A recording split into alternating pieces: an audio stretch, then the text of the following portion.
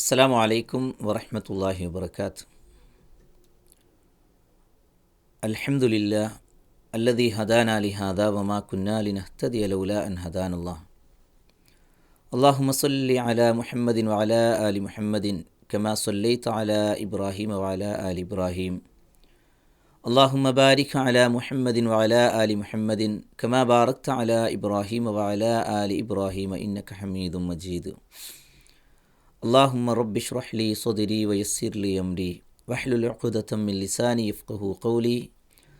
اللهم علمنا ما ينفعنا وأنفعنا ما علمتنا وزدنا علما. أعوذ بالله من الشيطان الرجيم. قد أفلح من زكاها وقد خاب من دساها. സ്നേഹം നിറഞ്ഞ സഹോദരങ്ങളെ സഹോദരികളെ, അല്ലാഹു സുബ്ഹാനഹു വ തആലയുടെ കൽപ്പനാനിർദ്ദേശങ്ങൾ പാലിച്ച് ജീവിക്കുന്ന അവൻ്റെ ഇഷ്ടദാസന്മാരിൽ, മുഅ്മിനീങ്ങളിൽ, മുത്തഖീങ്ങളിൽ അവൻ നമ്മെ എവരെയും ഉൾപ്പെടുത്തി അനുഗ്രഹിക്കുമാറാവട്ടെ. പരിശുദ്ധമായ റമദാനിൻ്റെ ദിനരാത്രങ്ങൾ ഓരോന്നായി കഴിഞ്ഞു പോയിക്കൊണ്ടിരിക്കുകയാണ്.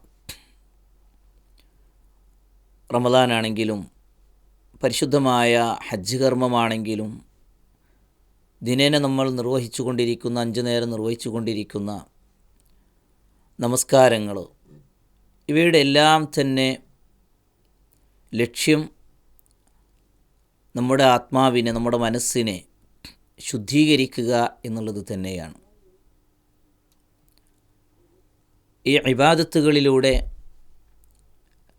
കൂടുതൽ ആത്മസംസ്കരണം നേടിയവരായി നാളെ റബ്ബിൻ്റെ മുമ്പിൽ എത്തിച്ചേരുമ്പോഴാണ് നമുക്ക് സ്വർഗപ്രവേശനം സാധ്യമാകുന്നത്, നരകത്തിൽ നിന്ന് നമുക്ക് മോചനം ലഭിക്കുകയും ചെയ്യുന്നത്. എങ്കിൽ എന്താണ് ആത്മസംസ്കരണം അഥവാ നമ്മുടെ മനസ്സിനെ നമ്മൾ ശുദ്ധീകരിക്കുക എന്നതുകൊണ്ട് അർത്ഥമാക്കുന്നത് എന്താണ്? പരിശുദ്ധ ഖുർആനിൽ ഞാൻ നേരത്തെ ഊതി വെച്ച വചനം ഖദ് അഫ്ലഹ മൻ സക്കാഹ, ആര് അതിനെ പരിശുദ്ധപ്പെടുത്തിയോ, അതിനെ ആര് സംസ്കരിക്കുന്നുവോ അവൻ വിജയിച്ചിരിക്കുന്നു. ആര് അതിനെ മലിനമാക്കിയോ അവൻ പരാജയപ്പെട്ടിരിക്കുന്നു എന്നതാണ് പരിശുദ്ധ ഖുർആൻ പറഞ്ഞു തരുന്നത്. അതുപോലെ തന്നെ സൂറത്തുൽ അഅലയിൽ ഖദ് അഫ്ലഹ മൻ തസക്ക, ആത്മസംസ്കരണം കൈവരിച്ച വ്യക്തി അവൻ വിജയിച്ചിരിക്കുന്നു എന്നും സൂറത്തുൽ അഅലയിലും അല്ലാഹു സുബ്ഹാനഹു വ തആല പറയുന്നുണ്ട്. തസ്കിയത്ത് കൈവരിക്കുക, ആത്മസംസ്കരണം ലഭിക്കുക, ആത്മസംസ്കരണം കൈവരിച്ച വ്യക്തി എന്നതിനൊക്കെ പലപ്പോഴായി അതിൻ്റെ ചില ബാഹ്യമായ ചില മേഖലകളെ മാത്രം നോക്കിക്കണ്ടുകൊണ്ട് വിലയിരുത്തുന്ന ഒരു പ്രവണത നമുക്കിടയിലുണ്ട്. നല്ല ഒരു നമസ്കാരക്കാരൻ, ജമാഅത്തായി നിസ്കരിക്കുന്ന ഒരു വ്യക്തിയെ നോക്കി, അവൻ്റെ വേഷങ്ങളിലേക്ക് നോക്കി, അവൻ നല്ല ഒരു ഭക്തനായ വ്യക്തിയാണ്, അവൻ ഒരു ഈമാനുള്ളൊരു വ്യക്തിയാണ് എന്ന് വിലയിരുത്തുന്ന ഒരവസ്ഥ നമുക്കിടയിലുണ്ട്. ശരിയാണ്, ഈമാനിൻ്റെ ഒരു ലക്ഷണമായി നമുക്കതിനെ ആ രൂപത്തിലൂടെ പറയാമെങ്കിലും ഒരാൾ തസ്കിയത്ത് കൈവരിച്ച വ്യക്തിയാവണമെന്നുണ്ടെങ്കിൽ പ്രധാനമായും 4 ഏരിയകൾ, ആ ഒരു ഏരിയകളെ കൃത്യമായി പരിശുദ്ധപ്പെടുത്തുമ്പോഴാണ് അവൻ ആ ഒരു ആത്മസംസ്കരണം കൈവരിച്ച ഒരു വ്യക്തിയായി മാറുന്നത്. അതേതൊക്കെയാണ് എന്നുള്ളത് നമുക്കൊന്ന് പരിശോധിച്ച് നോക്കാം. ഒന്നാമത്തേത് ഫി ഹഖില്ല, അള്ളാഹുവുമായി ബന്ധപ്പെട്ടുകൊണ്ടുള്ള വിഷയമാണ്. അല്ലാഹു സുബ്ഹാനഹു വ തആല നമ്മോട് പ്രധാനമായും ശ്രദ്ധിക്കുവാൻ വേണ്ടി പറഞ്ഞ ആ മേഖലയെ നമ്മൾ ഏത് രൂപത്തിൽ നോക്കിക്കാണുന്നുവോ അതിൻ്റെ അടിസ്ഥാനം തന്നെയാണ് ആത്മസംസ്കരണത്തിൻ്റെ ഒന്നാമത്തെ മേഖല എന്നുള്ളത്. അതിൽ അതിപ്രധാനമായൊരു വിഷയം നമ്മുടെ ജീവിതം ഷിർക്കിൽ നിന്നും അതുപോലെ തന്നെ നിഫാഖിൽ നിന്നും റിയാ അഥവാ പ്രകടനപരത അല്ലെങ്കിൽ ലോകമാന്യത തുടങ്ങിയവയിൽ നിന്നെല്ലാം നമ്മുടെ വിശ്വാസങ്ങളെയും നമ്മുടെ കർമ്മങ്ങളെയും നമ്മൾ പരിശുദ്ധമാക്കുക എന്നുള്ളതാണ്. ഇത് ശരിയാവാതെ ഈ ഒരു മേഖലയെ ശുദ്ധീകരിക്കാതെയാണ് തൊട്ടടുത്ത കാര്യങ്ങളിലേക്ക് അവൻ നീങ്ങുന്നത് എങ്കിൽ ബാഹ്യമായി അവനൊരു പക്ഷേ ഒരു നല്ല ഒരു ഈമാനുള്ള ആത്മസംസ്കരണം കൈവരിച്ച തസ്കിയത്തിൻ്റെ ഒരു ഉടമയാണ് എന്ന് ആളുകൾക്ക് പറയാമെങ്കിലും അള്ളാഹുവിൻ്റെ അടുക്കൽ അവന് ഒരിക്കലും തന്നെ തൻ്റെ മനസ്സിനെ ശുദ്ധീകരിച്ച നിലയിൽ അള്ളാഹുവിനെ കണ്ടെത്താൻ അള്ളാഹു സുബ്ഹാനഹു വ തആലയുടെ മുമ്പിൽ അവന് വിജയിക്കുവാൻ കഴിയുകയില്ല എന്ന് നമ്മൾ തിരിച്ചറിയണം. നോക്കൂ നിങ്ങൾ, അതിലൊന്നാമതായി ശ്രദ്ധിക്കേണ്ട കാര്യം ഷിർക്കിൽ നിന്ന് നമ്മൾ മുക്തരാവുക എന്നുള്ളത് തന്നെയാണ്. അള്ളാഹുവിൽ പങ്കു ചേർക്കുക. ഷിർക്ക് എന്ന് പറഞ്ഞാൽ അള്ളാഹുവിൽ പങ്കു ചേർക്കുക. അയ്യുസ്ബത ലിഗൈരില്ലാഹി സുബ്ഹാനഹു വ തആല ഷൈഉം മിൻ സിഫാത്തിഹിൽ മുഖ്തസ്സത്തു ബിഹി. അള്ളാഹുവിന് മാത്രമായി അവകാശപ്പെട്ടതായ കാര്യങ്ങൾ അത് മറ്റുള്ളവരായ ആളുകൾക്ക് വകവെച്ചു കൊടുക്കുന്നൊരവസ്ഥ ഒരാളുടെ ജീവിതത്തിൽ, അത് അവർക്കും നൽകുന്നൊരവസ്ഥ അവൻ്റെ ജീവിതത്തിലുണ്ട് എങ്കിൽ അവൻ്റെ നിസ്കാരം കൊണ്ടോ അവൻ്റെ നോമ്പ് കൊണ്ടോ മറ്റു ഇബാദത്തുകൾ കൊണ്ടോ ഒന്നും തന്നെ അവന് പ്രയോജനമുണ്ടാവുകയില്ല. മാത്രമല്ല അല്ലാഹു സുബ്ഹാനഹു വ തആല ആ ഒരു വിഷയം ഒരിക്കലും അവന് പുറത്തു കൊടുക്കുകയുമില്ല. ഇന്നല്ലാഹ ലാ യഗ്ഫിറു അൻ യുശ്റക ബിഹി വയഗ്ഫിറു മാ ദൂന ദാലിക ലിമൻ യശാ. അള്ളാഹു അവനിൽ പങ്കു ചേർക്കുന്നതിനെ അള്ളാഹു പുറത്തു കൊടുക്കില്ല. അതല്ലാത്തത് അവൻ ഉദ്ദേശിക്കുന്നവർക്ക് പുറത്തു കൊടുക്കുന്നതാണ്. മാത്രമല്ല അവൻ്റെ കർമ്മങ്ങളെ ലഇൻ അശ്റക്ത ലയഹ്ബതന്ന അമലുക വലതകൂനന്ന മിനൽ ഖാസിരീൻ. താങ്കളെങ്ങാനും അള്ളാഹുവിൽ പങ്കു ചേർക്കുകയാണെങ്കിൽ താങ്കളുടെ പ്രവർത്തനങ്ങൾ ഫലശൂന്യമായി പോവുകയും താങ്കൾ നഷ്ടകാരികളിൽ പെട്ടു പോവുകയും ചെയ്യും. പ്രവർത്തനങ്ങൾ, കർമ്മങ്ങൾ ഫലശൂന്യമായി പോകും. മാത്രമല്ല ശിർക്ക് ചെയ്യുന്ന വ്യക്തിയാണെങ്കിൽ അവൻ തീരാ നഷ്ടത്തിലെത്തിച്ചേരുകയും ചെയ്യുമെന്നുള്ളത് തന്നെയാണ് ഈ ആയത്തുകൾ നമുക്ക് നൽകുന്നതും. അപ്പോൾ അതുകൊണ്ട് ഷിർക്കിൽ നിന്ന് നമ്മൾ മുക്തരാവണം. അതിൻ്റെ വിശാലമായൊരു മേഖലയാണ്, അതിലേക്ക് പോകുന്നില്ല. ഉദാഹരണമായി ചില കാര്യങ്ങൾ മാത്രം അല്ലാഹ് എന്ന് വിളിക്കുന്നതിന് പകരം അവിടെ ബദരീങ്ങളെ എന്ന് വിളിക്കുന്ന, മുഹ്യിദ്ദീൻ ഷെയ്ഖെ എന്ന് വിളിക്കുന്നൊരവസ്ഥ ഉണ്ടെങ്കിൽ അത് മാറ്റി അല്ലാഹുവേ എന്ന് ജീവിതത്തിൽ എപ്പോഴും വിളിക്കുന്നൊരവസ്ഥയിലേക്ക് ആ വ്യക്തി മാറേണ്ടതുണ്ട്. ഈ ലോകത്തെ മുഴുവനും സൃഷ്ടിച്ചു പരിപാലിക്കുന്നവൻ അല്ലാഹുവാണ്. അല്ലാഹു ഖാലിഖാണ്, ഖാലിഖു കുല്ലി ഷൈ എന്നൊക്കെ പരിശുദ്ധ ഖുർആൻ പറയുമ്പോൾ ഈ ലോകത്തെ നിയന്ത്രിക്കുന്നതും അതിനെ പരിപാലിക്കുന്നിടത്തും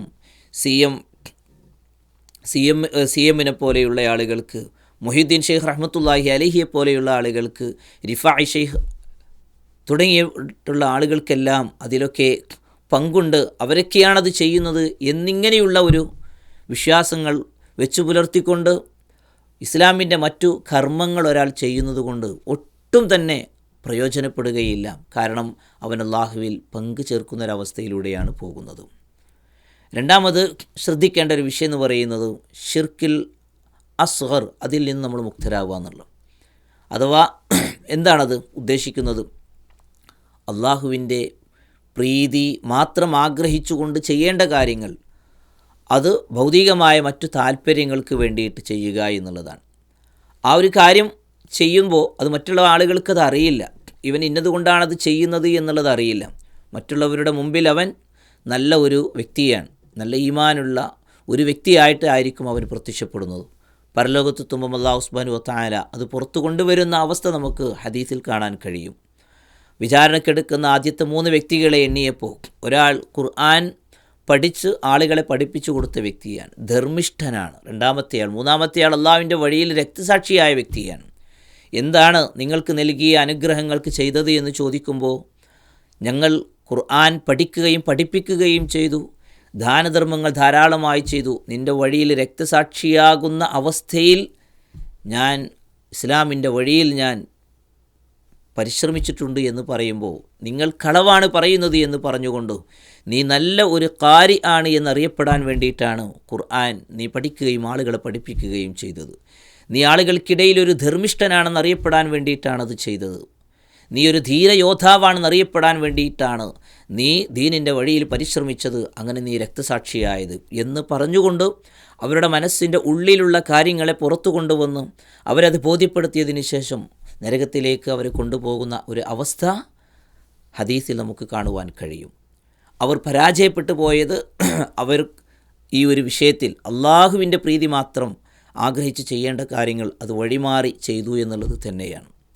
അതുപോലെ തന്നെ മറ്റുള്ളവർ കാണുവാൻ വേണ്ടി, മറ്റുള്ളവർക്കിടയിൽ കീർത്തിയുണ്ടാകുവാൻ വേണ്ടി ഒക്കെ ചെയ്യുമ്പോൾ യഥാർത്ഥത്തിൽ അവൻ്റെ ഒരു വ്യക്തിത്വത്തെ അള്ളാഹുവുമായി ബന്ധപ്പെട്ടുകൊണ്ട് അവൻ്റെ മനസ്സിനെ പരിശുദ്ധപ്പെടുത്തുന്നിടത്ത് അവൻ പരാജയപ്പെട്ടിട്ടുണ്ട് എന്നുള്ളതാണ്. അതുകൊണ്ട് ഒന്നാമതായി നമ്മൾ ശ്രദ്ധിക്കേണ്ടത് അള്ളാഹുവുമായി ബന്ധപ്പെട്ടുകൊണ്ടുള്ള വിശ്വാസ മേഖലകളിൽ ശിർക്കിൽ നിന്നും, അതുപോലെ തന്നെ നിഫാഖിൽ നിന്നും, അതുപോലെ തന്നെ റിയായിൽ നിന്നുമൊക്കെ നമ്മൾ മുക്തരാവുക എന്നുള്ളതാണ്. നിഫാഖിനെ നമ്മൾ പറഞ്ഞില്ല, നിഫാഖ് കപടത എന്നാണ്. ആളുകൾക്കിടയിൽ ഒരു നമസ്കാരക്കാരൻ നബി സല്ലല്ലാഹു അലൈഹി വസല്ലമയുടെ കൂടെ ധാരാളക്കണക്കിന് ആളുകൾ മുനാഫിക്കീങ്ങളുണ്ടായിരുന്നു. സഹാബാക്കളിൽ പ്രമുഖരായ ആളുകൾ പോലും നിഫാഖ് എൻ്റെ ജീവിതത്തിലുണ്ടോ എന്ന് ഭയപ്പെട്ടത് നമുക്ക് കാണാൻ കഴിയും. മഹാനായിട്ടുള്ള ഉമർ റളിയല്ലാഹു അൻഹു ഹുദൈഫ റളിയല്ലാഹു അൻഹുവിനോട് ചോദിക്കുന്നുണ്ട്, റസൂലുള്ളാഹി സ്വല്ലല്ലാഹു അലൈഹി വസല്ലമ മുനാഫിഖീങ്ങളുടെ ആളുകളെ പരിചയപ്പെടുത്തിയപ്പോൾ എൻ്റെ പേരതിലുണ്ടോ എന്ന് ചോദിക്കുന്നത് ഉമർ റളിയല്ലാഹു അൻഹുവാണ്. എങ്കിൽ നമ്മളൊക്കെ ആ വിഷയത്തിൽ എത്രത്തോളം നമ്മൾ ശ്രദ്ധ കാണിക്കേണ്ടതുണ്ട് എന്ന് നമ്മൾ ആലോചിക്കുക. സംസാരിച്ചാൽ കളവ് പറയുന്ന, വിശ്വസിച്ചാൽ വഞ്ചിക്കുന്ന, കരാറിലേർപ്പെട്ടാൽ ലംഘിക്കുന്ന ആ ഒരു അവസ്ഥ, അതുപോലെ തന്നെ തർക്കിക്കുകയാണെങ്കിൽ തോന്നിവാസം വിളിച്ച് പറയുന്ന ഒരവസ്ഥ ഉണ്ടെങ്കിൽ അത് നിഫാഖിൻ്റെ ലക്ഷണമാണ്. ഈ ഒരു നിഫാഖിൻ്റെ ഇത്തരത്തിലുള്ള കാര്യങ്ങളിൽ നിന്നും എല്ലാം നമ്മൾ പൂർണ്ണമായി മുക്തമാകുമ്പോഴാണ് അള്ളാഹുവുമായി ബന്ധപ്പെട്ടൊരു വിഷയത്തിൽ ഒരു ആത്മസംസ്കരണത്തിൻ്റെ ആ ഒരു വഴിയിൽ നമ്മൾ പ്രവേശിച്ചു എന്ന് നമുക്ക് പറയുവാൻ കഴിയുകയുള്ളൂ. രണ്ടാമത്തെ മേഖല എന്നുള്ളത് റസൂലുള്ളാഹി സ്വല്ലല്ലാഹു അലൈഹി വസല്ലമയുമായി ബന്ധപ്പെട്ടതാണ്. അഷ്ഹദു അന്ന മുഹമ്മദ് റസൂലുള്ളാഹ് എന്ന് പറയുന്ന ആ ഷഹാദത്ത് കലിമയിലെ രണ്ടാമത്തെ ഭാഗം, മുഹമ്മദ് നബി സ്വല്ലല്ലാഹു അലൈഹി വസല്ലമയെ റസൂലായി നമ്മൾ പ്രഖ്യാപിച്ചു, അംഗീകരിച്ചുവെങ്കിൽ അത് എത്രത്തോളം നമ്മുടെ ജീവിതത്തിലേക്ക് കൊണ്ടുവരുന്നു എന്നത് തന്നെയാണ് ആത്മസംസ്കരണത്തിൻ്റെ രണ്ടാമത്തെ ഭാഗം. നോക്കൂ, നമുക്ക് പെട്ടെന്നൊരു ചെറിയൊരു ഉദാഹരണത്തിലൂടെ ആ കാര്യം നമുക്ക് ബോധ്യമാകും. തിരുനബി സല്ലല്ലാഹു അലൈഹി വസല്ലമയുടെ പരിപാവനമായ കരങ്ങളിൽ നിന്ന് ഹൗദുൽ കൗസർ എന്ന പാനീയം കുടിക്കാൻ വേണ്ടി നമ്മളെല്ലാവരും നബിയുടെ അടുത്തേക്ക് നമ്മൾ ചെല്ലും. നമുക്ക് അല്ലാഹു അതിന് തൗഫീഖിന് പ്രദാനം ചെയ്യുമാറാവട്ടെ. നബി സല്ലല്ലാഹു അലൈഹി വസല്ലമയുടെ അടുത്തേക്ക് ചില ആളുകൾ വരുമ്പോൾ ലക്ഷണങ്ങൾ കൊണ്ട് നബി സല്ലല്ലാഹു അലൈഹി വസല്ലം അത് തൻ്റെ ഉമ്മത്താണ് എന്ന് തിരിച്ചറിഞ്ഞുകൊണ്ട് അവരെ തൻ്റെ അടുത്തേക്ക് വിളിക്കുന്നുണ്ട്. ഹലുമ്മു ഇലാ ഹാജത്തിക്കും, നിങ്ങളുടെ ആവശ്യം ഇതാ, നിങ്ങൾ എന്താണോ തേടുന്നത് അത് ഇവിടെയുണ്ട്, ഞാൻ ഇവിടെയുണ്ട്, ഇവിടേക്ക് വരൂ എന്ന് പറഞ്ഞുകൊണ്ട് വിളിക്കുമ്പോൾ സല്ലല്ലാഹു അലൈഹി വസല്ലമയുടെ അടുത്തേക്ക് അവരെ വരാൻ അനുവദിക്കാതെ അള്ളാഹു അവർക്കിടയിൽ മറയിടുകയാണ്. അപ്പം നബി എങ്ങനെയാണ് അവരെ തിരിച്ചറിഞ്ഞത്? അവരുടെ വുളു കാരണത്താൽ നബി സല്ലല്ലാഹു അലൈഹി വസല്ലമ നേരത്തെ പറഞ്ഞു, വുളു എടുക്കുമ്പോൾ നല്ല രൂപത്തിലെടുക്കുകയാണെങ്കിൽ അവരുടെ കൈകാലുകൾ, വുളുവിൻ്റെ അവയവങ്ങൾ പ്രകാശിതമായ രൂപത്തിലാണ് അവർ അവിടെ പ്രത്യക്ഷപ്പെടുക. ആ ലക്ഷണങ്ങൾ നോക്കിയിട്ടാണ് നബി സല്ലല്ലാഹു അലൈഹി വസല്ലം അവരെ വിളിക്കുന്നത്. കാരണം അവർ നിസ്കരിച്ചവരാണ്, ധാരാളമായി വുളു എടുത്തവരാണ്. അതുകൊണ്ട് തന്നെ നബി തിരിച്ചറിഞ്ഞു അവർ തൻ്റെ ഉമ്മത്തീങ്ങളാണ്. പക്ഷേ അല്ലാഹു സുബ്ഹാനഹു വ തആല നബിയുടെ അടുത്തേക്ക് അവരെ പറഞ്ഞയക്കുന്നതിന് പകരം നബിയുടെ ഇടയിലും അവരുടെ ഇടയിൽ മറയിട്ടത് എന്തുകൊണ്ടാണ്? നിസ്കാരമില്ലാത്തത് കൊണ്ടല്ല, നോമ്പില്ലാത്തത് കൊണ്ടല്ല. അതൊക്കെ ചെയ്തതിൻ്റെ ലക്ഷണം അവരുടെ മുഖത്തും കൈകാലുകളിലുമുണ്ട്.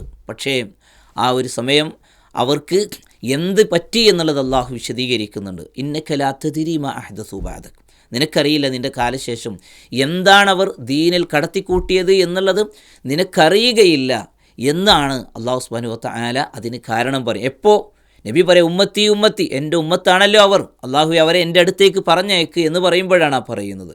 ആ സമയത്ത് അല്ലാഹു സുബ്ഹാനഹു വ തആല പറയുക, നിനക്കറിയില്ല നിൻ്റെ കാലശേഷം എന്താണവർ ദീനിൽ കടത്തിക്കൂട്ടിയത്, നല്ലതല്ലേ എന്ന് വിചാരിച്ചുകൊണ്ട് എന്തൊക്കെയോ അവർ ചെയ്തു എന്നുള്ളതാണ്, അത് നിനക്കറിയില്ല എന്നാണ് പറയുന്നത്. അപ്പോൾ നോക്കൂ നിങ്ങൾ, എത്രമാത്രം അപകടമാണ്. ഇസ്ലാമിലില്ലാത്ത കാര്യങ്ങൾ, അള്ളാഹുവിൻ്റെ റസൂല് പഠിപ്പിച്ചു തരാത്ത കാര്യങ്ങൾ അത് നല്ലതല്ലേ, പുണ്യമല്ലേ എന്ന് വിചാരിച്ചുകൊണ്ട് ഒരാൾ ചെയ്യുമ്പോൾ പൂർണ്ണമായ ഭക്തിയോടുകൂടിയായിരിക്കും അത് ചെയ്യുന്നു. ഒരുപാട് പണം അതിൻ്റെ വഴിയിൽ അവർ ചെലവഴിക്കുന്നുണ്ടാകും. പക്ഷേ അള്ളാഹുവിൻ്റെ റസൂൽ സല്ലല്ലാഹു അലൈഹി വസല്ലമ പഠിപ്പിച്ചു തരാത്ത ഒരു കാര്യം അത് നല്ലതല്ലേ എന്ന് വിചാരിച്ചുകൊണ്ട് ചെയ്യുന്ന ആ ഒരു വിഷയം ഒരാളുടെ ജീവിതത്തിൽ നിന്നും എന്ത് ചെയ്യുന്നില്ല, അവൻ ഒഴിവാക്കുന്നില്ല എങ്കിൽ അവൻ നമസ്കാരക്കാരനായിരിക്കാം, അവൻ തഹജ്ജുദിൻ്റെ ഉടമയായിരിക്കാം, ധാരാളമായി സുന്നത്ത് നോമ്പുകൾ എടുക്കുന്നൊരു വ്യക്തിയായിരിക്കാം, സമൃദ്ധമായി താടി വളർത്തി ഇസ്ലാമിൻ്റെ എല്ലാ ചിഹ്നങ്ങളും അയാളുടെ പക്കലുണ്ടാവാം, ജീവിതകാലം മുഴുവനും ഒരു ഭക്തിയുടെ അവസ്ഥയിലൂടെ മുന്നോട്ട് പോകുന്നയാളായിരിക്കാം. പക്ഷേ ദീനിലില്ലാത്തതായ ഈ കാര്യങ്ങൾ നല്ലതല്ലേ എന്ന് വിചാരിച്ചുകൊണ്ട് ചെയ്യുക എന്നുള്ള ആ ബിദ്അത്ത് ഇയാളുടെ ജീവിതത്തിൽ വരുന്നത് കൊണ്ട് തന്നെ അയാൾ ഒരു ആത്മസംസ്കരണം നേടിയൊരു വ്യക്തി എന്ന് അയാളെ പറ്റി പറയാൻ കഴിയുകയില്ല. അതിനേറ്റവും വലിയൊരു തെളിവ് തന്നെയാണ് മഹ്ശറയിൽ അള്ളാഹുവിൻ്റെ റസൂല് സല്ലല്ലാഹു അലൈഹി വസല്ലമ അവരെ ആട്ടുന്ന നബി സല്ലല്ലാഹു അലൈഹി വസല്ലമ അവിടെ പറയുന്നത് ഫസുഹഖൻ ഫസുഹഖ, ദൂരെ പോകൂ, മാറിപ്പോകൂ എന്ന് പറഞ്ഞുകൊണ്ട് അവരെ ആട്ടുമെന്നാണ് പറയുന്നത്. അപ്പോൾ അതുകൊണ്ട് തന്നെ ആത്മസംസ്കരണ പ്രക്രിയയിൽ രണ്ടാമത് നമ്മൾ ശ്രദ്ധിക്കേണ്ടത് മുഹമ്മദ് റസൂലുള്ളാഹി എന്നുള്ള സാക്ഷ്യവചനം എത്രത്തോളം നമ്മുടെ ജീവിതത്തിലേക്ക് നമ്മൾ കൊണ്ടുവന്നിട്ടുണ്ട് എന്നതാണ്. അപ്പോൾ നമ്മുടെ താടി വളർത്തുന്നിടത്ത്, വസ്ത്രധാരണ രംഗത്ത്, എല്ലാ ഇടങ്ങളിലും പ്രവാചകൻ്റെ ഒരു ചര്യ അനുധാവനം ചെയ്യുന്ന ഒരു കാര്യം അത് നമ്മൾ വളരെയേറെ ശ്രദ്ധിക്കുമ്പോഴാണ് ഈ ഒരു തസ്കിയത്തിൻ്റെ രണ്ടാമത്തെ ഒരു ഭാഗത്തിൽ നമ്മൾ വിജയം കൈവരിക്കുന്നത്. മൂന്നാമത്തെ മേഖല എന്ന് പറയുന്നത് മറ്റുള്ളവരുമായിട്ടുള്ള നമ്മുടെ ഇടപാടുകൾ തന്നെയാണ്. ആ മറ്റുള്ളവർ എന്ന് പറയുന്നിടത്ത് തന്നെ നമുക്കതിനെ രണ്ട് ഭാഗമായിട്ട് തിരിക്കാം. ഒന്ന് സഹജീവികളാണ്, നമ്മുടെ ചുറ്റുപാടുകളിൽ കാണുന്ന പക്ഷിമൃഗാദികൾ. വളരെ ലളിതമായ കാര്യം പെട്ടെന്ന് നമുക്ക് മനസ്സിലാവാൻ രണ്ട് സംഭവങ്ങൾ ശ്രദ്ധയിൽ നമുക്കറിയാവുന്ന സംഭവങ്ങൾ തന്നെയാണ്. ഒന്ന് നമുക്കറിയാം, റസൂലുള്ളാഹി സ്വല്ലല്ലാഹു അലൈഹി വസല്ലം പറഞ്ഞു, പൂർവിക സമൂഹത്തിൽ ഒരു വ്യക്തി പല തെറ്റുകളും ചെയ്തുകൊണ്ട് ജീവിക്കുന്ന ഒരു വ്യക്തി, ആ വ്യക്തി എന്ത് ചെയ്യുന്നു, ദാഹിച്ചവശനായ ഒരവസ്ഥയിൽ വെള്ളത്തിന് വേണ്ടി ഒരു കിണറ്റിലേക്ക് ഇറങ്ങി വെള്ളം കുടിക്കുക. എന്താണ്, വെള്ളം കോരിയെടുക്കുവാനുള്ളൊരു സൗകര്യമില്ലാത്തതുകൊണ്ട് കിണറ്റിലേക്ക് ഇറങ്ങി വെള്ളം കുടിച്ചു ദാഹം തീർത്ത് കിണറ്റിൽ നിന്നും കയറി മുന്നോട്ട് പോകുമ്പോഴാണ് ഒരു നായ, ദാഹിച്ചവശനായ ഒരവസ്ഥയിൽ എന്ത് ചെയ്യുന്നു, ഒരു നായയെ, ഒരു പട്ടിയെ കാണുന്നത്. അപ്പോൾ ആ ഒരു അവസ്ഥയിൽ അദ്ദേഹത്തിൻ്റെ മനസ്സിലേക്ക് എന്ത് ചെയ്യുന്നു, അല്പം മുമ്പ് എനിക്കുണ്ടായിരുന്ന ഒരു പ്രയാസമാണല്ലോ, ആ ഒരു ദാഹമാണല്ലോ ഈ ഒരു ജീവിയെയും അലട്ടുന്നത് എന്ന ഒരു അലിവ്, അതിനോടുള്ളൊരു അനുകമ്പ, അതിനോടുള്ള ഒരു ദയ തോന്നുകയും ആ ജീവിക്ക് വേണ്ടിയിട്ട് എന്ത് ചെയ്യുന്നു, കിണറ്റിലേക്ക് വീണ്ടും ഇറങ്ങി തൻ്റെ ഷൂവിൽ വെള്ളം നിറച്ച് അത് വായകൊണ്ട് കടിച്ച് പിടിച്ച് പറ്റിപ്പിടിച്ച് ആ കിണറ്റിൽ നിന്ന് പുറത്തേക്ക് വന്ന് ആ നായക്ക് വെള്ളം കൊടുത്തു എന്ന കാരണത്താൽ ആ വ്യക്തിയെ സ്വർഗത്തിലേക്ക് പ്രവേശിപ്പിച്ചു എന്നുള്ളത് നമുക്ക് ഹദീസിൽ കാണാൻ കഴിയും. ഇവിടെ എന്താണ്, നമ്മുടെ ഈമാൻ, നമ്മുടെ ഇഹ്സാൻ, നമ്മുടെ ഈ ഇസ്ലാമിൻ്റെ ഓരോ കാര്യങ്ങളും സഹജീവികളോട് നമ്മൾ പെരുമാറുന്ന അവരോടുള്ള സമീപനങ്ങളിൽ പോലും മാറ്റങ്ങൾ വരുത്തേണ്ടതുണ്ട് എന്നുള്ളത് തന്നെയാണ് നമുക്ക് പറഞ്ഞു തരുന്നത്. മാത്രമല്ല, ഒരു പൂച്ചയെ കെട്ടിയിട്ടു, ആ ഹദീസിൽ കാണാൻ കഴിയുമെന്ത്, അതിനെ തുറന്നു വിട്ടാൽ എവിടെയെങ്കിലും പോയി അത് ജീവിക്കുമായിരുന്നു, എവിടെയെങ്കിലൊക്കെ പോയി വല്ലതൊക്കെ വെള്ളം അതുപോലെ തന്നെ മറ്റു പ്രാണികളെയൊക്കെ പിടിച്ച് കഴിച്ച് അത് ജീവിക്കുമായിരുന്നു. പക്ഷേ കെട്ടിയിട്ടു, മാത്രമല്ല വെള്ളമോ ഭക്ഷണമോ കൊടുക്കാതെ ആ രീതിയിൽ അത് ചത്തുപോയി. ആ സ്ത്രീ നരകത്തിലാണ് എന്ന് പറയുമ്പോൾ മറ്റുള്ളവരോട് കാണിക്കുന്ന, സഹജീവികളോട് കാണിക്കുന്ന ക്രൂരതകൾ, അവയോട് കാണിക്കുന്ന ദയയില്ലായ്മ, അത്തരത്തിലുള്ള കാര്യങ്ങൾ ചെയ്യുന്ന ഒരു വ്യക്തി, അവൻ നമസ്കാരക്കാരനായിരിക്കാം, അവൻ നോമ്പെടുക്കുന്നവനായിരിക്കാം, മറ്റു പല കാര്യങ്ങളും അവൻ ഉള്ളവനായിരിക്കാം, പക്ഷേ ആത്മസംസ്കരണ രംഗത്ത് അവൻ പരാജയപ്പെട്ടു പോകുന്നുണ്ട് എന്ന് നമ്മൾ തിരിച്ചറിയേണ്ടതുണ്ട്. ശരി, ആ സഹജീവികളുമായി ബന്ധപ്പെട്ടുകൊണ്ടുള്ള കാര്യം പറയുമ്പോൾ ഇനി നമ്മൾ ശ്രദ്ധിക്കേണ്ടത് ഈ ഒരു വിഷയത്തിൽ തന്നെ നമ്മൾ പരസ്പരമുള്ള ഒരു മനുഷ്യൻ എന്നുള്ള നിലയിൽ നമ്മുടെ ചുറ്റുപാടുകളിൽ നമ്മുടെ മറ്റു വ്യക്തികളോടുള്ള നമ്മുടെ പെരുമാറ്റം തന്നെയാണ്. അത് ഏറ്റവും അധികമായി നമ്മൾ ശ്രദ്ധ കേന്ദ്രീകരിക്കേണ്ട ഒരു മേഖല തന്നെയാണ്. നല്ല ഒരു സൃഷ്ടിപ്പ് അല്ലാഹു സുബ്ഹാനഹു വ തആല നമുക്ക് നൽകി. ആ സൃഷ്ടിപ്പിനെക്കുറിച്ച് ഓർത്തുകൊണ്ട് തന്നെയാണ് നമ്മൾ അള്ളാഹുവിനോട് പറയുന്നത്, അല്ലാഹുമ്മ അഹ്സൻത ഖൽഖി ഫഅഹ്സിൻ ഖുലുഖി. റബ്ബേ, അള്ളാഹുവേ, ഏറ്റവും മനോഹരമായ രൂപത്തിലാണ് നീ എന്നെ സൃഷ്ടിച്ചത് എങ്കിൽ ആ മനോഹരമായ സൃഷ്ടിപ്പിൽ മനോഹരമായിട്ടുള്ളൊരു സ്വഭാവം എനിക്ക് നീ പ്രദാനം ചെയ്യണമേ. തിരുനബി സല്ലല്ലാഹു അലൈഹി വസല്ലമ നമുക്ക് പകർന്നു തന്നൊരു പ്രാർത്ഥനയാണത്. നല്ലൊരു സൃഷ്ടിപ്പ്, നല്ലൊരു രൂപം, നല്ല ഭംഗിയുള്ളൊരു ശരീരപ്രകൃതിയുണ്ട്, പക്ഷേ അതിൽ ദുസ്വഭാവത്തിൻ്റെ ഉടമയാണ് എന്നുണ്ടെങ്കിൽ ഒരു കാര്യമില്ല. പ്രവാചകൻ സല്ലല്ലാഹു അലൈഹി വസല്ലമ തഹജ്ജുദിന് വേണ്ടി എഴുന്നേൽക്കുന്ന സന്ദർഭത്തിൽ വജ്ജഹത്തുവിലേക്ക് ചേർത്തുകൊണ്ട് പ്രാർത്ഥിച്ച പ്രാർത്ഥന നമുക്ക് കാണാൻ കഴിയും. അല്ലാഹുമ്മ ഹ്ദിനി ലി അഹ്സനിൽ അഖ്ലാഖ് ലാ യഹ്ദി ലി അഹ്സനിഹാ ഇല്ലാ അൻത് വസ്രിഫ് അന്നി സയ്യിഅഹാ ലാ യസ്രിഫു അന്നി സയ്യിഅഹാ ഇല്ലാ അൻത്. അല്ലാഹുവേ, എന്നെ ഏറ്റവും നല്ലൊരു സ്വഭാവത്തിലേക്ക് എന്നെ നീ വഴി നടത്തണമേ. നിന്നെക്കൊണ്ടല്ലാതെ ഒരു നല്ല സ്വഭാവം നൽകുക എന്നുള്ളത് നിന്നെക്കൊണ്ടല്ലാതെ കഴിയില്ല. എല്ലാ ദുഷിച്ച സ്വഭാവങ്ങളിൽ നിന്നും എന്നെ നീ അകറ്റണമേ, നിന്നെക്കൊണ്ട് മാത്രമേ അത് സാധ്യമാവുകയുള്ളൂ എന്ന് പ്രവാചകൻ സല്ലല്ലാഹു അലൈഹി വസല്ലമ തഹജ്ജുദിൻ്റെ വേളയിലാണ് പ്രാർത്ഥിക്കുന്നത് എങ്കിൽ വളരെയേറെ പ്രാധാന്യമുണ്ട്. നമുക്ക് സ്വഭാവരംഗത്ത് നമ്മുടെ ഇബാദത്തുകൾ അഖിലവും നല്ലൊരു സ്വഭാവ രൂപീകരണത്തിലേക്ക് എത്തിക്കുമ്പോഴാണ് യഥാർത്ഥത്തിൽ നമുക്ക് ആത്മസംസ്കരണത്തിൻ്റെ ഒരു പരിപൂർണതയിലേക്ക് നമുക്ക് എത്തിച്ചേരുവാൻ കഴിയുകയുള്ളൂ. ഏതാനും അതിൻ്റെ മഹത്വങ്ങൾ പറഞ്ഞുകൊണ്ട് അവസാനിപ്പിക്കാം. റസൂലുള്ളാഹി സ്വല്ലല്ലാഹു അലൈഹി വസല്ലം നല്ലൊരു സ്വഭാവത്തിൻ്റെ ഉടമയെപ്പറ്റി പറഞ്ഞപ്പോൾ അവർക്ക് ലഭിക്കുന്ന നേട്ടങ്ങൾ: ഒന്ന്, വബിബൈത്തിൻ ഫി അഅലൽ ജന്ന, സ്വർഗത്തിൻ്റെ ഉന്നതിയിൽ അവനൊരു വീട് ലഭിക്കുമെന്ന് പറഞ്ഞു. ആർക്ക്? ലിമൻ, ആർക്കാണ് ലഭിക്കുന്നത്? തൻ്റെ സ്വഭാവത്തെ നന്നാക്കിയ വ്യക്തിക്ക് എന്ന് ഹദീസിൽ കാണാൻ കഴിയും. അതുപോലെ തന്നെ അള്ളാഹുവിന് അവനെ ഇഷ്ടമാണ്. നല്ല സ്വഭാവക്കാരെ അള്ളാഹു സ്നേഹിക്കുന്നു എന്നതിലേക്ക് ഒരുപാട് സൂചനകൾ പരിശുദ്ധ ഖുർആനിൽ കാണാൻ കഴിയും. വല്ലാഹു യുഹിബ്ബുൽ മുഹ്സിനീൻ, അള്ളാഹു മുഹ്സിനീങ്ങളെ സ്നേഹിക്കുന്നുണ്ട്. ഇന്നല്ലാഹ യുഹിബ്ബുൽ മുഖ്സിതീൻ, നീതിമാന്മാരായിട്ടുള്ള ആളുകളെ അള്ളാഹു സുബ്ഹാനഹു വ തആല എന്ത് ചെയ്യുന്നു? സ്നേഹിക്കുന്നുണ്ട്. ക്ഷമാശീലരെ അള്ളാഹു സ്നേഹിക്കുന്നു. ഉത്കൃഷ്ടമായ സ്വഭാവങ്ങളെ എണ്ണി അവയ്ക്കുള്ള ആളുകളെ അള്ളാഹു സ്നേഹിക്കുന്നു എന്നും ഹദീസിലും കാണാൻ കഴിയും. അള്ളാഹുവിന് ഏറെ ഇഷ്ടമാണ് നല്ല സ്വഭാവമുള്ളൊരു വ്യക്തിയെ എന്ന്. മൂന്നാമത്തെ കാര്യം, റസൂലുള്ളാഹി സ്വല്ലല്ലാഹു അലൈഹി വസല്ലം പറയും, ഇന്ന മിൻ അഹബ്ബിക്കും ഇലയ്യ, നിങ്ങളിൽ എന്നിലേക്ക് ഏറ്റവും പ്രിയപ്പെട്ട വ്യക്തി, മജ്ലിസിൽ അഥവാ അന്ത്യനാളിൽ എൻ്റെ സാമീപ്യത്തിന് ഏറ്റവും നിങ്ങളിൽ അർഹനായിട്ടുള്ള വ്യക്തി നിങ്ങളിൽ ഏറ്റവും ഉത്കൃഷ്ടമായ സ്വഭാവത്തിൻ്റെ ഉടമയാണ് എന്ന് റസൂലുള്ളാഹി സ്വല്ലല്ലാഹു അലൈഹി വസല്ലം പറഞ്ഞിട്ടുണ്ട്. അപ്പോൾ റസൂലുള്ളാഹി സ്വല്ലല്ലാഹു അലൈഹി വസല്ലമയുടെ ഇഷ്ടവും സാമീപ്യവും ലഭിക്കുവാൻ അങ്ങനെ 4 കാര്യങ്ങൾ പ്രവാചകൻ സ്വല്ലല്ലാഹു അലൈഹി വസല്ലം പറയുന്നു. ഇന്നൽ മുഅ്മിന ലയുദ്രികു ബിഹുസ്നി ഖുലുഖിഹി, ഒരു മുഅ്മിന് തൻ്റെ സ്വഭാവം കൊണ്ട് രാത്രി നമസ്കാരക്കാരൻ്റെ പകൽ നോമ്പെടുക്കുന്നവൻ്റെ അവസ്ഥയിലേക്ക് എത്തിച്ചേരുമെന്ന് റസൂലുള്ളാഹി സ്വല്ലല്ലാഹു അലൈഹി വസല്ലം പറയാണ്. മീസാനിൽ ഏറ്റവും കനം തൂങ്ങുന്ന ഹുസ്നുൽ ഖുലുഖിനോളം കനം തൂങ്ങുന്ന ഒരു കാര്യം മീസാനിൽ വേറല്ല എന്നാണ് പറഞ്ഞത്. മീസാനിൽ ആരുടേതാണ് തൂക്കുന്നത്? വിശ്വാസം ശരിയായ രീതിയിൽ ശിർക്കിൽ നിന്ന് മുക്തനായ ഒരു വ്യക്തിയുടെ കർമ്മങ്ങളാണ് തൂക്കുന്നതെങ്കിൽ അവിടെ ഏറ്റവും അധികം കനം തൂങ്ങുന്നത് അവൻ്റെ സ്വഭാവമാണ്. എങ്കിൽ ഈ സ്വഭാവ രംഗത്ത് നമ്മൾ പിഴച്ചു പോയാൽ നമ്മുടെ കർമ്മങ്ങളൊക്കെ മറ്റുള്ളവർ കൊണ്ടുപോകുന്നൊരവസ്ഥ വരും. സല്ലല്ലാഹു അലൈഹി വസല്ലം പറഞ്ഞില്ലേ, ആരാണ് മുഫ്ലിസ് എന്നുള്ളത് നിങ്ങൾക്കറിയുമോ എന്ന് ചോദിച്ചപ്പോൾ ദിർഹമില്ലാത്ത ദീനാറില്ലാത്ത ആളുകളാണ് എന്ന് പ്രവാചകൻ സല്ലല്ലാഹു അലൈഹി വസല്ലമയോട് സഹാബാക്കൾ പ്രതികരിച്ചപ്പോൾ എന്താ പറഞ്ഞത്? അല്ല, നാളെ പരലോകത്ത് നമസ്കാരമായിട്ട് വരും, നോമ്പുമായിട്ട് വരും, സ്വർഗത്തിലേക്കുള്ള എല്ലാ കർമ്മങ്ങളായിട്ട് വരും. പക്ഷേ അവരെപ്പറ്റി പരാതി പറയുന്നൊരു വിഭാഗം അവിടെ പ്രത്യക്ഷപ്പെടും. ഇയാളെന്നെ ചീത്ത പറഞ്ഞിട്ടുണ്ട്, ഇയാളെൻ്റെ അഭിമാനത്തെ വ്രണപ്പെടുത്തിയിട്ടുണ്ട്, ഇയാളെൻ്റെ ധനം അപഹരിച്ചിട്ടുണ്ട് തുടങ്ങിയ പരാതികളുമായി മറ്റു ചില ആളുകൾ വരും. അങ്ങനെ വിചാരണക്കെടുക്കുമ്പോൾ ഈ പരാതിയുമായി വരുന്ന ആളുകൾക്ക് ഈ വ്യക്തികളുടെ ഇബാദത്തുകൾ, നിസ്കാരം, നോമ്പൊക്കെ അങ്ങോട്ട് കൊടുക്കും.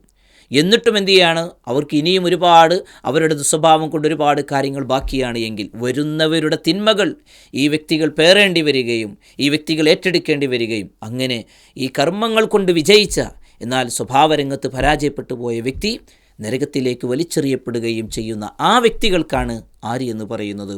മുഫ്ലിസ് എന്ന് പറയുന്നത് എന്ന് റസൂലുള്ളാഹി സ്വല്ലല്ലാഹു അലൈഹി വസല്ലം പറയാം. എങ്കിൽ ഈ രംഗത്ത് നമ്മൾ വളരെയേറെ ജാഗ്രത കാണിക്കണം. ആരാ നമ്മുടെ കർമ്മങ്ങൾ കൊണ്ടുപോവുക? ഒരു പക്ഷേ അത് നമ്മുടെ ഭാര്യയാവാം. പരലോകം അങ്ങനെയാണ്. സ്വന്തം അടുത്ത ആളുകളെ വിളിച്ചോ ലൗ യഫ്തദി മിൻ അദാബി യൗമി ഇദിൻ ബിബനി, തൻ്റെ മക്കളെ പകരം നൽകിയിട്ടെങ്കിലും നരകത്തിൽ നിന്ന് രക്ഷപ്പെടാൻ വേണ്ടി ആഗ്രഹിക്കുന്ന അതിഭയാനകമായിട്ടുള്ളൊരു രംഗമാണ് പരലോകമെങ്കിൽ ആ പരലോകത്ത് തൻ്റെ ഭർത്താവിൻ്റെ കർമ്മം എങ്ങനെയെങ്കിലും കിട്ടാൻ പറ്റുമോ? തൻ്റെ മക്കളുടെ കർമ്മങ്ങൾ എങ്ങനെയെങ്കിലും കിട്ടുമോ? തൻ്റെ അയൽവാസിയുടെ കർമ്മങ്ങൾ എങ്ങനെയെങ്കിലുമൊക്കെ കിട്ടുമോ എന്ന് ആലോചിക്കുന്ന ഒരു സമയം നമ്മൾ നല്ല ഒരു വ്യക്തിത്വത്തിൻ്റെ ഉടമയായി നമ്മുടെ വീടകങ്ങളിൽ നമ്മുടെ സഹപ്രവർത്തകരോട് നമ്മുടെ ചുറ്റുപാടുകളോട് പെരുമാറിയിട്ടില്ല എങ്കിൽ നമ്മുടെ ബാക്കിയുള്ള കാര്യങ്ങൾ എല്ലാം അഥവാ നമ്മുടെ കർമ്മങ്ങളും നമ്മുടെ വിശ്വാസരംഗത്തുള്ള പ്രതിഫലങ്ങളൊക്കെ നമ്മുടെ ഈ ദുസ്വഭാവം കൊണ്ട് പ്രയാസം അനുഭവിക്കുന്നവരായ ആളുകളിലേക്ക് നീങ്ങിപ്പോവുകയും ചെയ്യുന്ന ഒരവസ്ഥ വരാനിരിക്കുന്നു എന്നുള്ളത് തന്നെയാണ്. അതുകൊണ്ട് സഹോദരങ്ങളെ, ആത്മസംസ്കരണമാണ് ഈ ഇബാദത്തുകൾ കൊണ്ട് ലക്ഷ്യമാക്കുന്നത് എങ്കിൽ ആത്മസംസ്കരണത്തിലൂടെ 3 മേഖലകൾ: ഒന്ന് അള്ളാഹുവുമായി ബന്ധപ്പെട്ടത്, രണ്ടാമത്തത് മുഹമ്മദ് മുസ്തഫ സല്ലല്ലാഹു അലൈഹി വസല്ലമയെ നമ്മൾ ഇത്തിബാ ചെയ്യുന്ന ആ ഒരു വിഷയം അഥവാ റിസാലത്തുമായി ബന്ധപ്പെട്ട കാര്യങ്ങൾ, അതുപോലെ തന്നെ നമ്മുടെ സഹജീവികൾ, ആ സഹജീവികളുമായി ബന്ധപ്പെട്ട കാര്യങ്ങൾ, ഏറ്റവും പ്രാധാന്യത്തോടുകൂടി നമ്മുടെ സഹപ്രവർത്തകർ, നമ്മുടെ മാതാപിതാക്കൾ, നമ്മുടെ ചുറ്റുപാടിലുള്ള ആളുകളുമായിട്ടുള്ള പെരുമാറ്റ രംഗത്ത് നമ്മൾ ശ്രദ്ധിക്കേണ്ട കാര്യങ്ങൾ, ഇങ്ങനെ ഈ മേഖലകളെല്ലാം നമ്മൾ പരിശുദ്ധിപ്പെടുത്തുന്ന ഒരു വ്യക്തിക്കാണ് ആത്മസംസ്കരണം കൈവരിച്ച വ്യക്തി എന്ന് പറയുക. അതാണ് ഖദ് അഫ്ലഹ മൻ സക്കാഹ, ആരതിനെ പരിശുദ്ധപ്പെടുത്തിയോ അവൻ വിജയിച്ചിരിക്കുന്നു എന്ന് പറയുന്നത് കൊണ്ട് അർത്ഥമാക്കുന്നത് അല്ലാഹു സുബ്ഹാനഹു വ തആല ഈ മേഖലകളിലെല്ലാം തന്നെ വിജയിക്കുവാൻ, ആത്മസംസ്കരണം കൈവരിക്കുവാനുള്ള തൗഫീഖ് നമുക്കെല്ലാം പ്രദാനം ചെയ്യുമാറാവട്ടെ. വ ആഖിർ ദഅ്വാനാ അൽഹംദുലില്ലാഹി റബ്ബിൽ ആലമീൻ. അസ്സലാമു അലൈക്കും വറഹ്മത്തുള്ളാഹി വബറകാതുഹു.